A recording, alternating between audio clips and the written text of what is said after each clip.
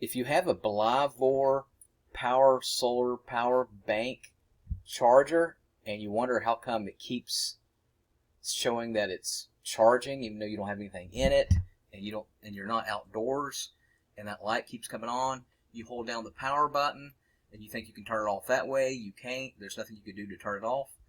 Don't worry, it's not a defect with your Blavor. It's supposed to do that. So what it's doing is being that it's detecting even a little bit of light, what's happening is that power automatically is searching for energy to attract.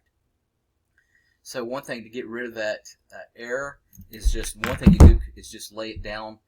If you're not using it, lay it down on its back where the solar power is facing towards the ground, right, towards the floor, and then that will shut it off. And I'll give you an example.